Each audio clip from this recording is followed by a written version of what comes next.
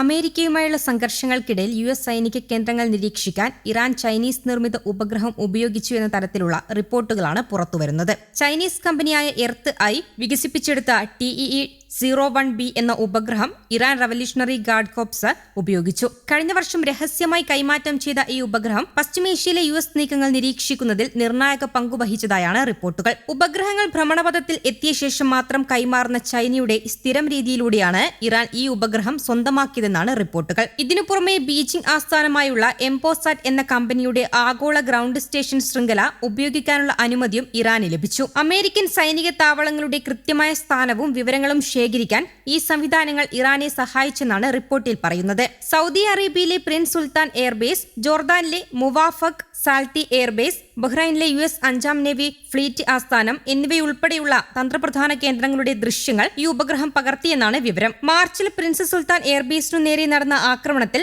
American വിമാനങ്ങൾക്ക് കേടുപാടുകൾ സംഭവിച്ചതായി പ്രസിഡന്റ് ഡൊണാൾഡ് ട്രംപ് സ്ഥിരീകരിച്ചിരുന്നു. കുവൈറ്റ്, ജിബൂട്ടി, ഒമാൻ എന്നിവിടങ്ങളിലെ യു.എസ്. കേന്ദ്രങ്ങളും ഉപഗ്രഹ നിരീക്ഷണ വലയത്തിലായിരുന്നു. ചൈനീസ് സർക്കാരിന്റെ മൗനാനുവാദമില്ലാതെ ഇത്തരമൊരു സാങ്കേതിക വിദ്യാ കൈമാറ്റം സാധ്യമല്ലെന്ന് മുൻ പാശ്ചാത്യ രഹസ്യാന്വേഷണ ഉദ്യോഗസ്ഥർ ആരോപിച്ചു. അതേസമയം ഇറാനു സൈനിക സഹായം നൽകുന്നില്ലെന്നാണ് ചൈനീസ് വിദേശകാര്യ മന്ത്രാലയം ആവർത്തിക്കുന്നത്. അമേരിക്ക ഇറാൻ സംഘർഷം അവസാന ഘട്ടത്തിലേക്കെന്ന് യു.എസ്. പ്രസിഡന്റ് ഡൊണാൾഡ് ട്രംപ് അവകാശവാദവുമായി രംഗത്തുമെത്തി. ഇറാൻ സമാധാന കരാറിനായി അതിയായി ആഗ്രഹിക്കുന്നുണ്ടെന്നും യുദ്ധം ഏകദേശം അവസാനിച്ചതായാണ് താൻ കരുതുന്നതെന്നും അദ്ദേഹം പറഞ്ഞു. താൻ കൃത്യസമയത്ത് ഇടപെട്ടില്ലായിരുന്നുവെങ്കിൽ ഇറാൻ ഇതിനോടകം ആണവായുധം കൈവശപ്പെടുത്തുമായിരുന്നെന്ന് ട്രംപ് അവകാശപ്പെട്ടു. നമ്മളിപ്പോൾ പിന്മാറിയാൽ പോലും തകർന്നടിഞ്ഞ ആ രാജ്യം കെട്ടിപ്പടുക്കാൻ അവർക്ക് 20 വർഷം വേണ്ടിവരും. എന്നാൽ നമ്മുടെ ദൌത്യം അവസാനിച്ചിട്ടില്ല. അവർ ഒരു കരാറിനായി കാത്തിരിക്കുകയാണെന്നും ട്രംപ് വ്യക്തമാക്കി. അടുത്ത 2 ദിവസത്തിനുള്ളിൽ പാകിസ്ഥാനിൽ വെച്ച് ഇറാനുമായി വീണ്ടും ചർച്ചകൾ നടന്നേക്കുമെന്നും ട്രംപ് സൂചിപ്പിച്ചു. നേരത്തെ ഇസ്ലാമാബാദിൽ നടന്ന ചർച്ചകൾ പരാജയപ്പെട്ടെങ്കിലും നിലവിലെ നയതന്ത്ര നീക്കങ്ങൾ ശുഭസൂചനയായാണ് കണക്കാക്കുന്നത്. അതേസമയം ഇറാനിയൻ തുറമുഖങ്ങളിൽ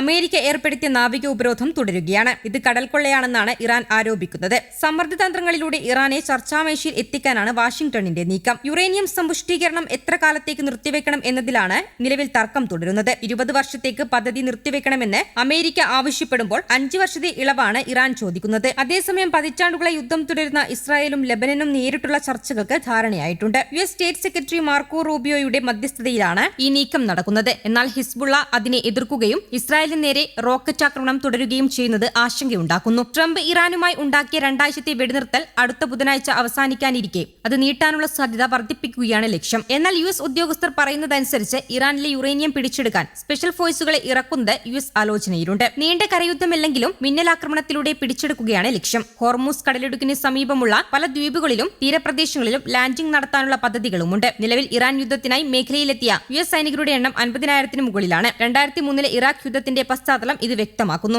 7 ആഴ്ചകളോളം നീണ്ടുനിന്ന സംഘർഷത്തിന് ശേഷമാണ് വെടിനിർത്തൽ പ്രഖ്യാപിച്ചത്. സുരക്ഷാ കരാറുകൾ പാലിക്കപ്പെട്ടാൽ ഹോർമൂസ് കടലിടുക്കിന്റെ ഒമാൻ ഭാഗത്തുകൂടി കപ്പലുകൾക്ക് സ്വതന്ത്രമായി സഞ്ചരിക്കാൻ അനുമതി നൽകുന്നതും ഇറാൻ പരിഗണിച്ചേക്കും. ഈ മാസം 22-നാണ് നിലവിലെ വെടിനിർത്തൽ കരാർ കാലാവധി തീരുക. അതേസമയം ലെബനൻ വിഷയം പരിഹരിക്കാൻ ഇസ്രായേലും ബെയ്റൂത്തും തമ്മിലുള്ള ഉന്നതതല നേതൃചർച്ച നാളെ നടക്കുമെന്ന് യു.എസ്. പ്രസിഡന്റ് ഡൊണാൾഡ് ട്രംപ് അറിയിച്ചു. 34 വർഷങ്ങൾക്ക് ശേഷമാണ് ഇരു രാജ്യങ്ങളിലെയും നേതാക്കൾ സംസാരിക്കാൻ പോകുന്നതെന്നും ട്രംപ് ചൂണ്ടിക്കാട്ടി.